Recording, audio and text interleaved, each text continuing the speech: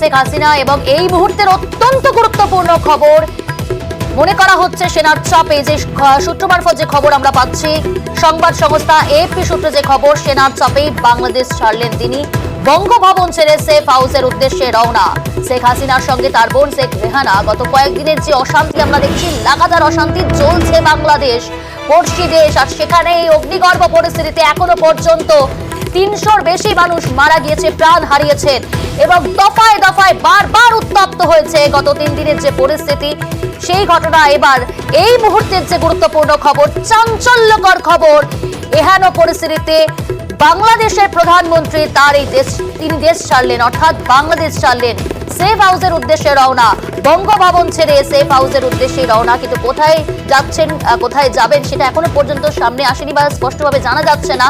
তবে যেমনটা জানা যাচ্ছে যে সেনার চাপে কিন্তু বাংলাদেশ ছাড়লেন শেখ হাসিনা এবং তার বোন। সংবাদ সংস্থা এএফপির সূত্রে এমনটাই খবর সামনে এসেছে।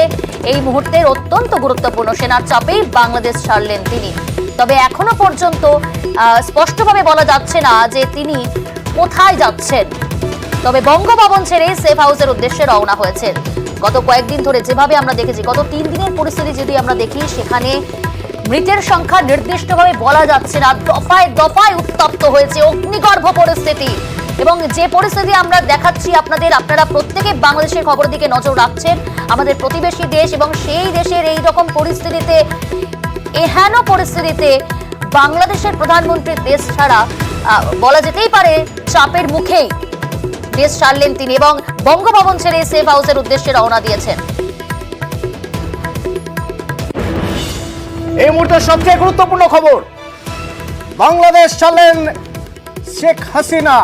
গণভবন, যে গণভবন সবচেয়ে গুরুত্বপূর্ণ বলা যেতে পারে, যে গণভবনের জন্য যে গণভবন ঢাকার সবচেয়ে গুরুত্বপূর্ণ জায়গা, গণভবনের দখল নিল জনতা। এ যেন ঠিক শ্রীলঙ্কার প্রতিচ্ছবি। কিছুক্ষণ আগেই আমরা বলছিলাম আপনাদের যে শ্রীলঙ্কায় যে ছবি আমরা দেখেছি, প্রথমে প্রেসিডেন্ট চলে যান সেফ হাউসে এবং তারপর প্রেসিডেন্ট ভবনের দখল নিয়েছিল জনতা। এখানেও বাংলাদেশে দেখা যাচ্ছে, কিছুক্ষণ আগের খবর, শেখ হাসিনা তিনি বাংলাদেশ ছেড়েছেন, তার বোন শেখ রেহানাকে নিয়ে সেফ হাউসের উদ্দেশ্যে রওনা দিয়েছেন, সেনার চপারে গিয়েছেন। আর এবার খবর আসছে, গণভবনের দখল নিল জনতা। আন্তর্জাতিক সম্পর্ক বিশেষজ্ঞ শ্রীরাধা দত্ত আমার সঙ্গে ফোনে রয়েছেন।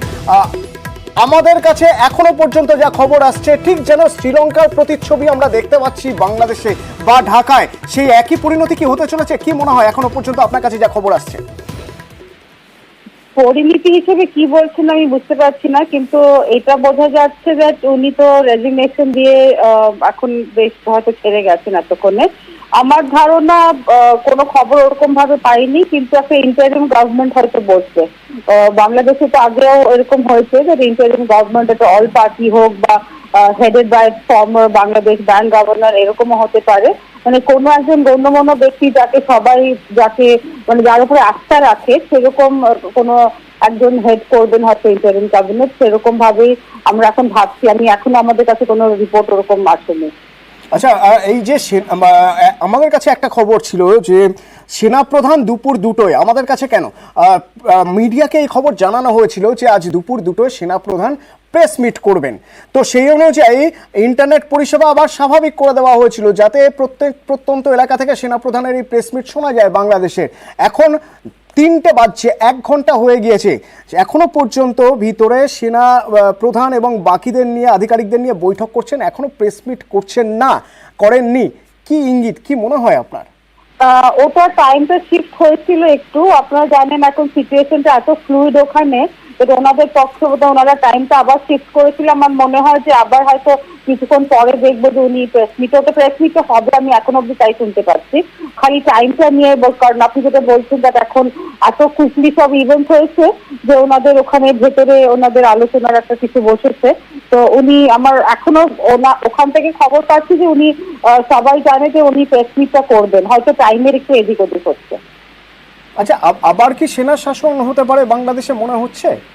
আমার ধারণা না, সেনা শাসন হবে না। কারণ আপনারা জানেন যে দেশিরা মানে 90-90 পর থেকে কখনো ওরকম ভাবে সেনা শাসন আসতে দেয়নি।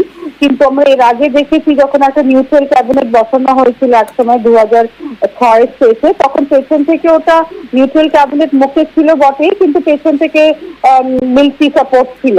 তো আমরা সেরকম এক্সপেক্ট করতে পারি এখানে, কারণ মিলিটারিকে বোধহয় হালকা একটু ধরতে হবে in terms of security, law and order. তো ওনারা হয়তো পেছন থেকে থাকবেন, সামনে হিসাবে আমি যেটা বলছি, এখন টার্মটা কি বলবেন ওরা জানি না, বাট একটা ইন্টারিম ক্যাবিনেটের কথা চলছে, যেটা একটা অল পার্টি হতে পারে বা ওরকম ভাবে যেটা সিভিল সোসাইটি থেকে যাদেরকে মনে রাখে, মানে যাদের উপর আস্থা রাখে, সেরকম করে একটা বডি কনস্টিটিউট করে করা হবে আপাতত। শ্রীরাধা দত্ত, প্লিজ একটু আমাদের সঙ্গে থাকুন। একটা ছবি আমরা একটু দেখাতে চাইছি দর্শককে।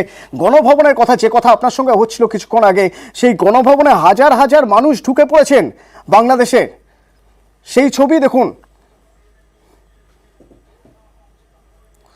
এবং ঠিক যে কথা বলছিলাম আমরা শ্রীলঙ্কার কথা, যে ছবি আমরা দেখেছিলাম শ্রীলঙ্কার ক্ষেত্রে, ঠিক সেই একই রকমভাবে একরকম বেপরোয়া মানুষ ঢুকে পড়েছেন গণভবনে। ঢুকে যে যেখান থেকে যা পারছেন তাই করছেন, যে যা পারছেন তুলে নিয়ে চলে যাচ্ছেন।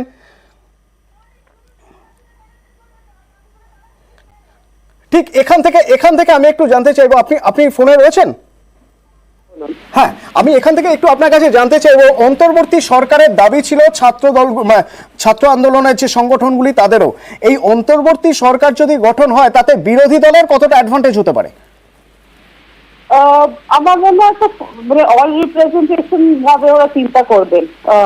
তো সবাইকে যাতে, কারণ আপনারা জানেন অপোজিশন অনেকদিন ধরে পলিটিক্যাল স্পেসে নেই, তো সবাইকে হয়তো ইনক্লুড করে একটা জায়গায় দাঁড়ানো, বাট এখনো এত মানে ঠিক এই সময় অত বোঝা যাচ্ছে না। কিন্তু আমি ওই ইমেজেস গুলো আপনি যেটা বলছেন সেটা তো ঠিকই, মানে ছেলে মানে কি বলবো, ইউথ যে রাগটা যেটা এতদিনের যেটা, সেটা সব উভরে পড়েছে। কিন্তু আশা করা যাচ্ছে আবার এটাকে কন্ট্রোল করা যাবে। এখন আপাতত এরকম একটা খুব আনডিসাইডেড আনসার্টেন একটা সিচুয়েশন ঠিকই, কিন্তু এই ক্যাবিনেট যেটা ইন্টারিম যদি একটা বসে যায়, আশা করতে পারছি যে আপাতত একটা স্টেবিলিটি এসে যাবে আবার। আরও একটা অত্যন্ত গুরুত্বপূর্ণ বিষয়, এই যে ডিমান্ডগুলো নিয়ে বারবার বলা হচ্ছিল যে শেখ হাসিনার পদত্যাগ চাইছেন এই ছাত্র আন্দোলনের নেতারা, যে দাবি বারবার করছেন, তার মধ্যে অন্যতম অবশ্যই যে ছাত্রদের মৃত্যু হয়েছে সেই ছাত্রদের মৃত্যুর বিচার চাই। তার পাশাপাশি আরও বেশ কিছু গুরুত্বপূর্ণ দাবি ছিল, যে দাবিগুলো মেটানোর জন্য তারা অন্তর্বর্তী সরকারের কথা বলছিলেন। কিন্তু অন্তর্বর্তীকালীন সরকার এই 7 দফা দাবি মিটিয়ে দেওয়ার পর তারপর কি হবে? অর্থাৎ আমি জানতে চাইছি যে এটা একটা সাময়িক পরিস্থিতি হতে পারে, যেরকম আপনি বলছেন যে এখন বাংলাদেশ ছেড়েছেন শেখ হাসিনা, এখন অন্তর্বর্তীকালীন একটা সরকার তৈরি হবে, এটা তো সাময়িক, তারপর কি হতে পারে? তারপরে আশা করা যাচ্ছে যে একটা কোনো কমিটি বসে জিনিসগুলো দেখা হবে, সেটা বিচার হবে সেরকম। কারণ যে সরকার ছেড়ে চলে গেছে তাকে তো আর ওরকম ভাবে কিছু করা যাবে না তার উপরে, কিন্তু যাতে ছেলে মেয়েরা বা সবাই জাস্টিস পায়, মানে এতগুলো জীবন যাচ্ছে, এতগুলো কি বলবো, মানে এটা খুবই অদ্ভুত একটা ডিফিকাল্ট সময় ওখানকার। বাট ওই একটা কোনো ইন্টারিম গভর্নমেন্ট বসলেই তো জিনিসটা এগোনো যাবে না, তার আগে তো হবে না। তো ওদের অ্যাকচুয়ালি প্রথমে যেটা 9 পয়েন্ট ডিমান্ড ছিল, সেখানে কিন্তু এইসব কিছু ছিল না। তারপরে যেটা 1 পয়েন্ট ডিমান্ড হলো যে prime minister has to resign. তো এখন রেজিগনেশন হয়েছে, আশা করা যাচ্ছে যে নতুন একটা যেটা ক্যাবিনেট, অল পার্টি ক্যাবিনেট বলুন বা একটা সিভিল সোসাইটি সাপোর্টেড ক্যাবিনেট বলুন, গভর্নমেন্ট বলুন, সেটা বসলে তখন একটা ডায়ালগের কথা হবে। আশা করছি তারা একটা কমিশন এনকোয়ারি বসাবে, মানে এগুলো পদে পদে জিনিসটা যাবে, ইমিডিয়েটলি তো এগুলো করা যায় না এত তাড়াতাড়ি। ঠিকই, ধন্যবাদ।